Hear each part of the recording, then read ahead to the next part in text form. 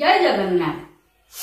मु ममता पाणी मो यूट्यूब चैनल साहित्य दीदी को तो समस्त को स्वागत करुछि। पिला माने महाविषुव संक्रांति हार्दिक अभिनंदन। जदिओ आज महाविषुव संक्रांति नुह, गत काली ठारू महाविषुव संक्रांति जाई सारी।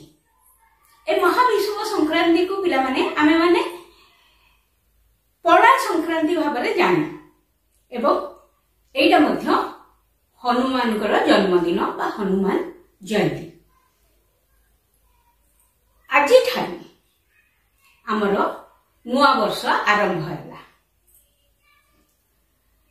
आमे समस्ते जनवरी मास 1 तारिख को नुआ वर्ष हिसाब से पालन करूँ, किंतु आम हिंदू परंपरा संस्कृति अनुसार आम ओडिशा प्रदेश रे पणा संक्रांति होची गोटे वर्षर आरंभ दिन, जोठी कि अन्य बहुत गुड़े जगह पहला बैसाख बोलिकी कहती। बैसाख मासर प्रथम दिन जहाँ भी हो, पणा संक्रांति होची हिंदू मानकर नववर्ष। पिले कम से कम एतिकी तुम्हें जानिबा उचित। आउ तो बहुत जिनस अच्छी पणा संक्रांति बाबद रे कहिया पई, किंतु मु एठी कहिबिनी। तमे जेतिकी निहाती जानिबा दरकार सेतिकी कहिबी। या परे आमे तुमर पढ़ा बही खोलिबा एवं पढ़िबा। काली धूम तो पणा पीथिबो, पणा धूम पिया हिथिबो नहीं, मनटी खुशी थिबो, तेनु बही खोल। इले आमे 45 पृष्ठार अधा जाए पढ़ी। पृष्ठा 45 बाहर कर।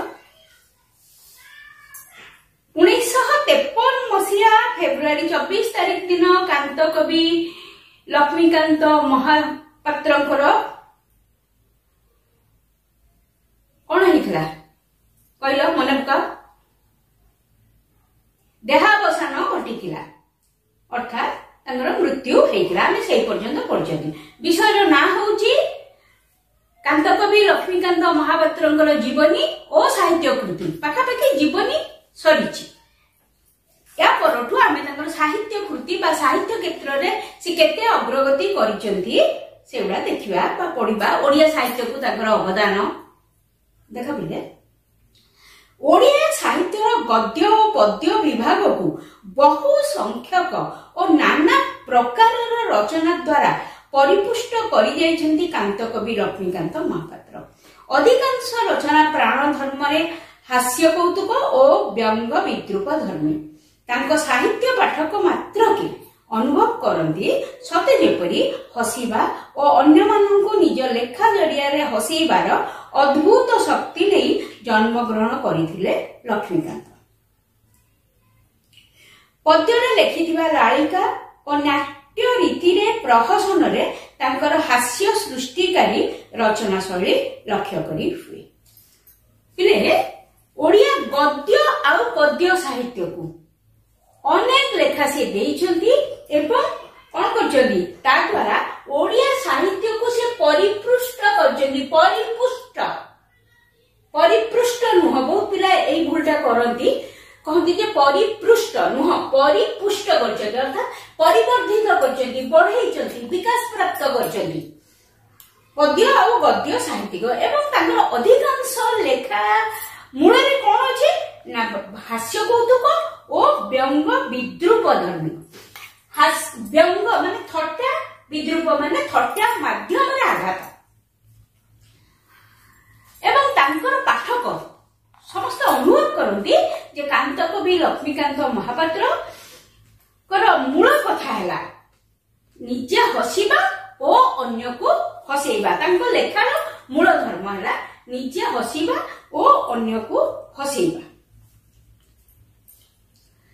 पद्यरे लेखाथिबा लालिका और नाट्य रीति रे प्रहसन रे तांकर सृष्टिकारी रचना शैली लक्ष्य करी हुए। लालिका आउ दिन आ पूर्व क्लास रे कहितली मूल कवितार व्यंग रूप। आगुर गोटे कविता सेमती थिबो, ताको सेही परीक्षा कविता से लिखिथिले एवं से कविता को व्यंग करिकरी ପ୍ରହସନଟା କଣ? ହାସ୍ୟ ରସ ପ୍ରଧାନ ନାଟକ। ସେ ନାଟକରେ ହାସ୍ୟ ରସ ପରିପୂର୍ଣ୍ଣ ଥିଲା।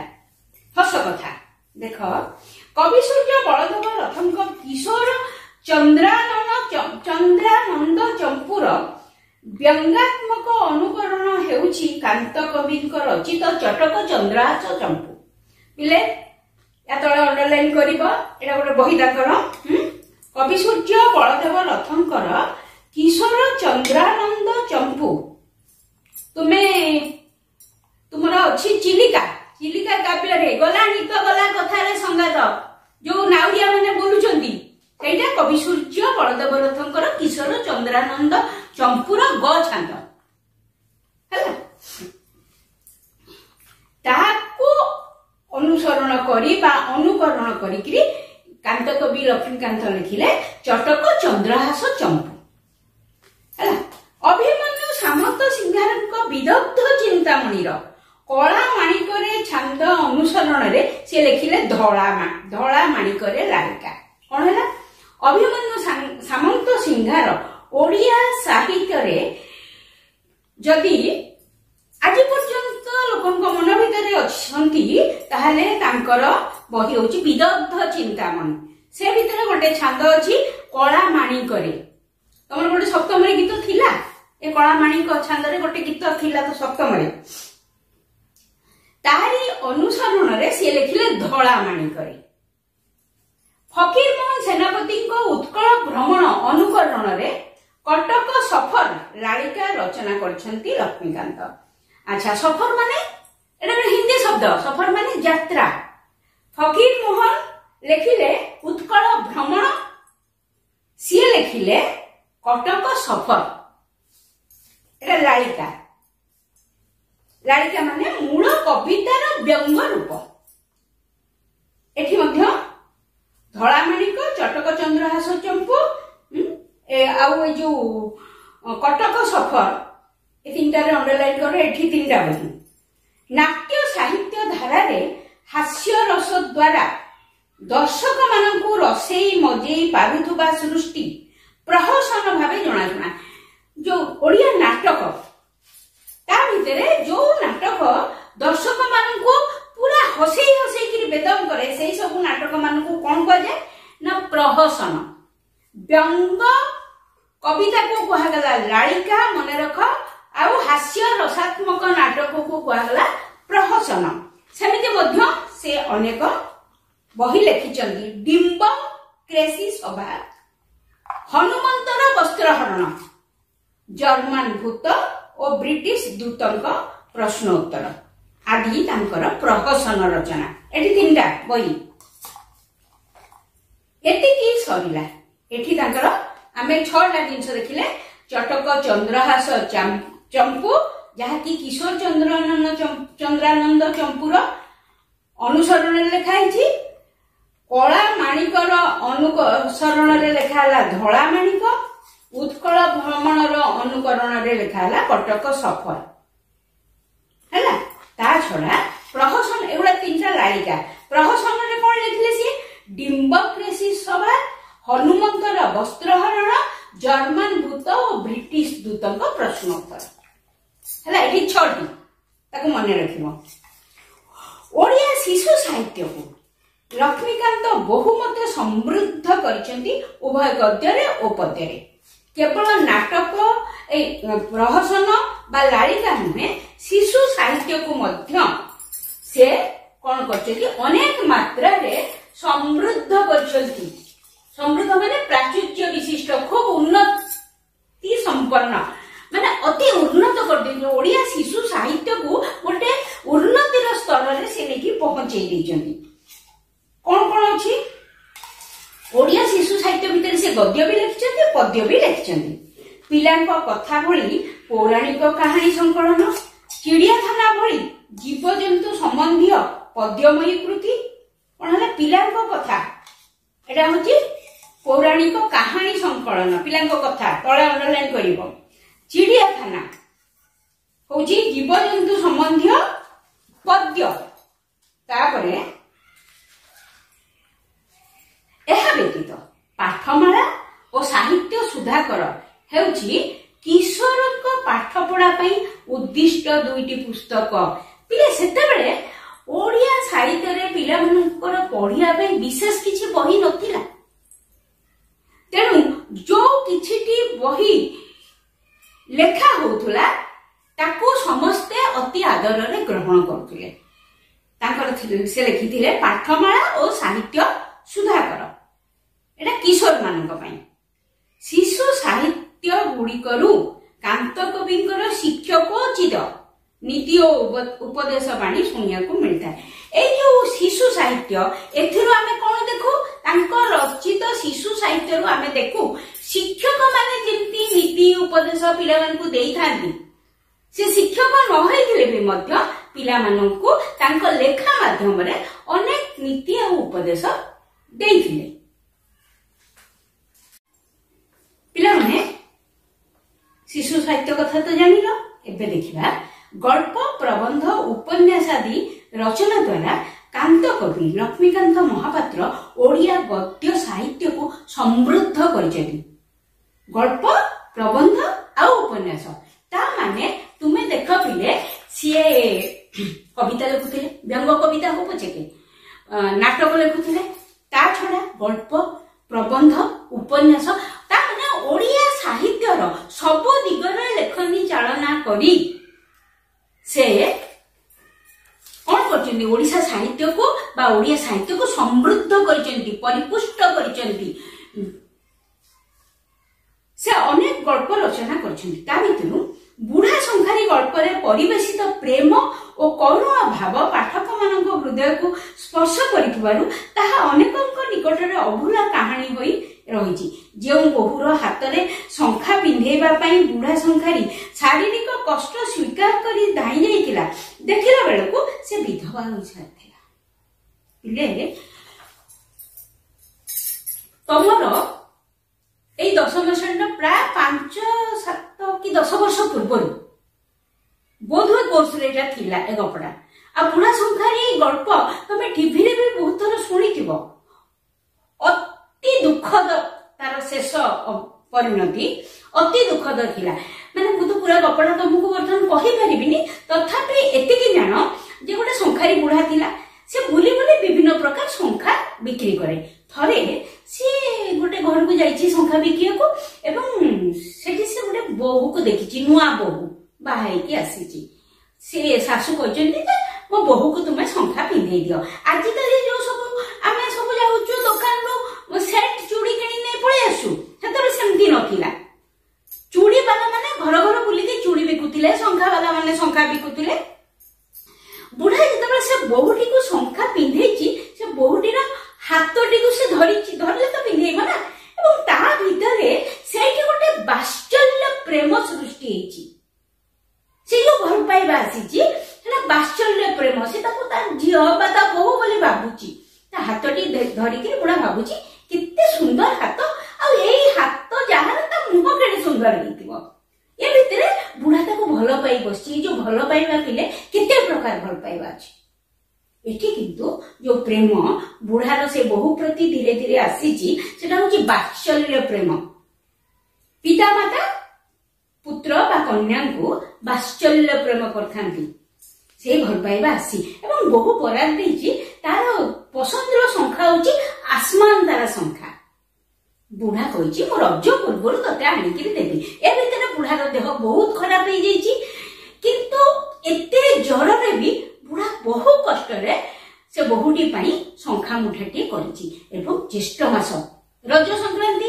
रज कथा कहिछि बुढ़ा मो रज बेल पानी के देबी बहु कष्ट रे जो ततला बाली रे धू धू खरा रे बुढ़ा बाट सारा घड़िए घड़िए बसी बसी गछ मूले जेतेबेले संख्याटी नेई के आसीकरी से बहु घर पिंडा रे ठिया हेछि बहुर दासी आसीकरी कहिछि जे ना तमर बहु सहित देखा हो परिबनी बुढ़ा भारी मन दुख करछि मो केते खरा रे दौड़ी के आसीछि देखा हो परिबनी तम टिके डाक नले मां शांताणी को डाक अर्थात से घर जे मालिकाणी सी मध्य आसी कहचंती बुढ़ा पो तमर बहु संगे देखा हो परिबनी तम संख्या बुढ़ा बहु पिंधिबनी बुढ़ा कहिछि तमे टिके ताको डाक बहु कष्ट रे सासु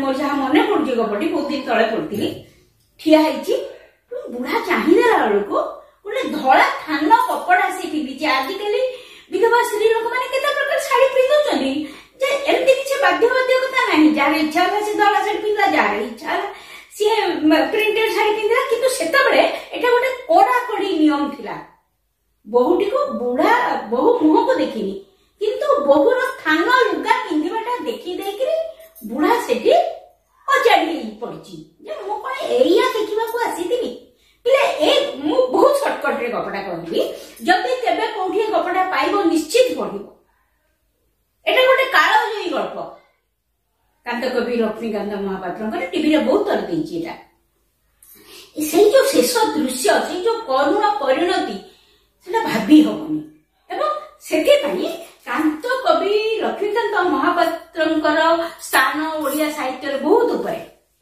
देख असहयोगी आत्मकथा भली हास्य व्यंग और विद्रूप धर्मी गद्य रचना कणामामु भली जातीयतावादी संग्रामी कड़ू कड़ू असंपूर्ण रही जाइथिबा एक विचित्र उपन्यास लक्ष्मीकांतक लेखनीर महनीय साहित्य कृति आउ कौन से लिखिथिले असहयोगी आत्मकथा मु प्रथम तुमको पढ़ेइथिली सेटा लिखिथिले ଏବଂ कोन छद्म नाम रे लिखिथिले असहयोगी छद्म नाम रे से लिखिथिले आ गोटे लिखिथिले कोणा मामू बोलिकी गोटे उपन्यास सेही उपन्यासटी किंतु असंपूर्ण रही जाइथिला ता छडा हास्य रस एवढे सब अंडरलाइन करिवो साहित्य सृष्टि रे हास्य रस कवि और कवित्व ओडिया संगीत आदि प्रबंध लक्ष्मीकांतक मूल्यायन दृष्टि और विचार बोध जानी हुए ए बही गुड़िक से लिखिथिले कोन एगुड़ी प्रबंध हास्य रस साहित्य सृष्टि रे हास्य रस कवि और कवित्व ओडिया संगीत एगुड़ी तांकर थिला प्रबंध पिले एथरे बुझियार किछि ना कि केवल ना गुड़ी को मन रखिबो तियण रे लुण भली साहित्य रे हास्य रस एकांत आवश्यक बोली से विचारि थांती कोन हला तियण माने कोन कहलो पिले तरकारी हला गां गहली रे आगुर सब कहउतिले तियण जेते गोटे तरकारी रे जेते भलो रांध जे लुण न पड़िथिबो से तरकारी रो मूल्य जेमती कमी जाए बा लुण पड़िले गोटे तरकारी रो स्वाद जेमती बढ़ी जाए ठीक सेमिति कांत कवि भाबुथिले जे साहित्य रे हास्य रस होची तियण रे लुण पड़ी गोपबंधु स्मृति स्मृति पूजा चिंतामणि स्तुति खंडिए चिठी भली जीवन स्मृति मूलक प्रबंध तांकर थिला कांत कविंग आत्मसंलग्न भाव उच्छ्वास बारी हे पड़े एगुड़ी को मध्य तांकर प्रबंध थिला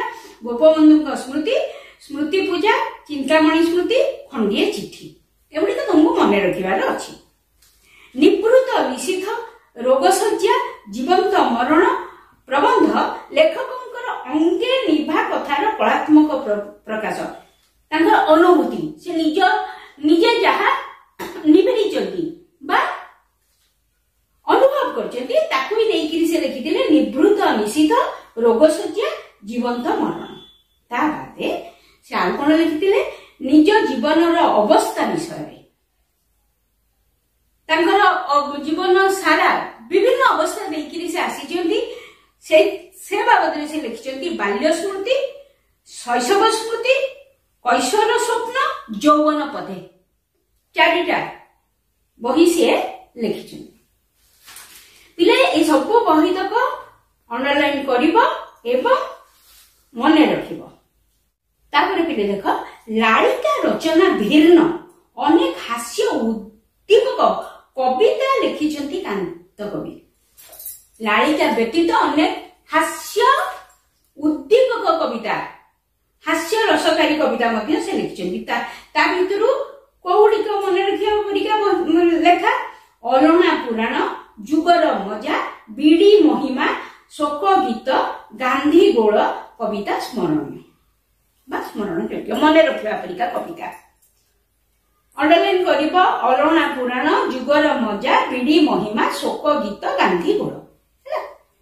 कविवर राधानाथ राय विरचित चिलिका रीति रे लक्ष्मीकांत लिखिचंती बैतरणी चिलिका काव्य तमर दशम श्रेणी अच्छी सेई परिका से लिखिचंती बैतरणी गोटे नई ऊपर सी ह्रद ऊपर लिखले ये नई ऊपर लिखले कल्लोळ और विविध कविता संकलन रे तांकर अनेक कविता संकलित बहुत गुड़े कविता तांकर कल्लोळ बोली गोटे बही आ विविध कविता बोली गोटे बही सेथिरे अछि अनेक गुड़े कविता से गुड़िक मध्यरे से जो कविता गुड़िक सेथिरे अछि से गुड़िक मध्यरे श्मशान रे राधानाथ श्मशान रे मधुसूदन महाप्राण आषाढ़ प्रथम दिवसे वर्षा संगीत शिशु शिशुर भाष शिशुर हस मो संगीत जुगावतार आदि कविता प्रमुख ए जो कल्लोळ आ विविध कविता ए दीटा बही भितरे ए कविता गुड़िक अछि महात्मा गांधी को कवि जुगावतार भावरे परिकल्पना करिसंती जुगावतार कविता से महात्मा गांधी को ए जुगर अवतार बोलिकरी वर्णना करचंती जेमिति भगवान गोटे गोटे जुगर अवतार नहीं आसंती सेमिति महात्मा गांधी को ए जुगर अवतार बोलिकरी से वर्णना करचंती तांको रचित आध्यात्मवादी गीत गुड़िकर संकलन जीवन संगीत आध्यात्मवादी चिंता विभो प्रेम भगवान को पाई जो चिंताधारा आध्यात्मवादी चिंताधारा रे जो कविता गुड़िक से संकलन है जीवन संगीत से जीवन संगीत रे तांकर गोटे कविता मो प्रथम रु तुमको कहिची सबथिरु वंचित करी केउ जो सबाना उड़ाई बहे से ए कविता मध्य जीवन संगीत कांत कवि रचनावली मध्यरे एही पुस्तकटी भिन्न धरणर स्वर थिबा गीतावली ताल नाम उल्लेख पूर्वक गीत गुड़िक संकलित एई जो जीवन संगीतटी कौन है कांत कवि जेते बही से भितर टिके अलगा यार स्वर अछि एवं को ताल रे बोला हबो सेटा मध्य लेखा आइछि को गीतटा को ताल को स्वर रे बोला हबो सेटा लेखा आइछि पिले